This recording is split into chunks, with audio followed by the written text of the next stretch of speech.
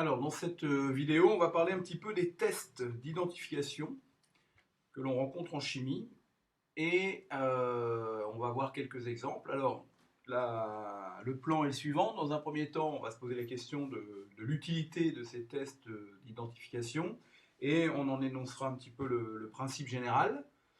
Dans un deuxième temps, on verra le cas particulier du test des ions métalliques avec la soude. Ensuite, en point 3, le test des ions chlorure avec le nitrate d'argent.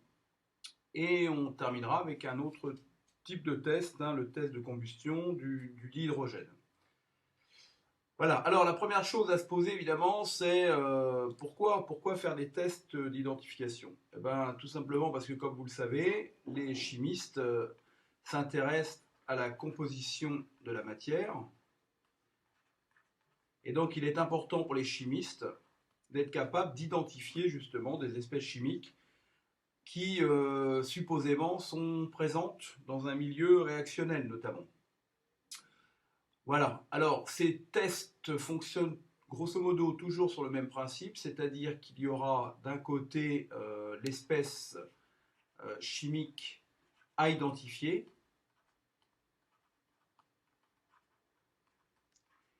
et de l'autre ce qu'on appelle le réactif. Donc le réactif, c'est lui qui va réagir avec la supposée espèce chimique présente. Et si ce test est positif, eh bien c'est que l'espèce chimique est bien là. Si le test par contre est négatif, eh bien donc ça veut dire que l'espèce chimique n'est pas présente, n'est pas dans le milieu réactionnel. Voilà, donc c'est ça le principe général. Alors, voyons, pour illustrer tout ça, le cas du test à la soude.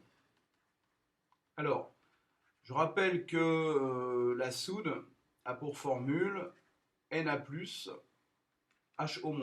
Donc, c'est une solution basique, puisqu'elle contient des ions hydroxydes. Donc, la soude, en fait, c'est de l'hydroxyde de sodium. Alors, ce test, il est utilisé pour identifier quelles espèces chimiques? Eh bien, les ions métalliques. Voilà. Donc, à chaque fois qu'on suppose qu'il y a un ion métallique présent dans une solution, on va chercher à l'identifier grâce au test à la soude. Alors, des exemples, le fer donne soit des ions Fe2+, ou des ions Fe3+. Autre métal, le zinc. Donc, le zinc, c'est des ions Zn2+. Le cuivre est également un métal, donc on a les ions Cu2+. Le magnésium est un métal, donc on a les ions Mg2+. Voilà, donc tout ça ce sont des métaux. Et donc si on cherche à identifier ces ions, eh bien on va donc utiliser le réactif soude pour les identifier. Alors, comment on procède? Eh bien on procède de la manière suivante. On prend un tube à essai dans lequel, donc ça c'est un tube à essai, dans laquelle on a la solution avec l'ion métallique ou pas, et c'est ce qu'on cherche à identifier. Voilà. Alors, le réactif, c'est-à-dire la soude, on va en verser quelques gouttes. Ça, il faut bien retenir ça. Le réactif, on n'en met jamais beaucoup.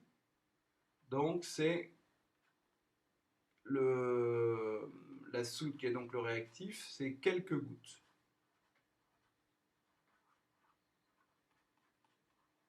Voilà. Et à partir de là, on observe. Donc, si eh bien, on n'observe rien, c'est que le test est négatif, donc absence d'ions métalliques. Mais si, par contre, je vois la formation d'un précipité, alors je rappelle qu'un précipité, c'est un solide, eh bien, c'est qu'il y a présence d'ions métalliques. Alors, maintenant, quel ion métallique? Ça va dépendre de la couleur du précipité. Voilà, et vous retrouverez dans votre cours, dans votre livre, une fiche méthode qui vous donne, en fonction de la couleur du précipité, la nature de l'ion métallique. Par exemple, vous savez que si ce précipité est bleu, eh bien, ce sont des ions Cu2+, qui étaient présents. Si le précipité est vert, ce sont des ions Fe2+, etc. Donc tout ça, vous le retrouvez dans votre livre. Donc c'est la couleur du précipité qui va permettre d'identifier très clairement l'ion métallique présent. Je rappelle que vous devez être capable de faire ces schémas-là. Ce type de schéma, vous devez parfaitement être capable de les faire. Alors ensuite, un autre test, ce sont les tests des ions chlorure. Donc pour ça, c'est le test au nitrate d'argent. Voilà. Alors là, on a exactement le même type de schéma, sauf que cette fois-ci, dans le tube à essai, ce qu'on soupçonne, c'est la présence d'ions chlorure Cl-. Donc pour vérifier ça, on va là encore verser donc quelques gouttes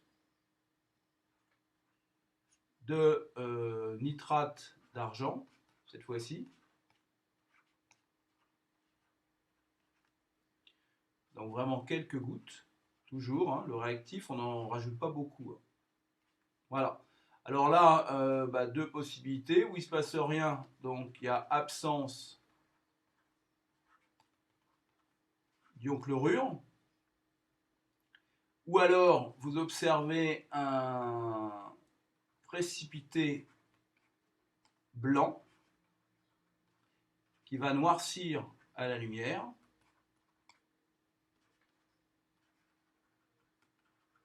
Donc à ce moment-là, c'est qu'il y a présence d'ion chlorure. Cl-.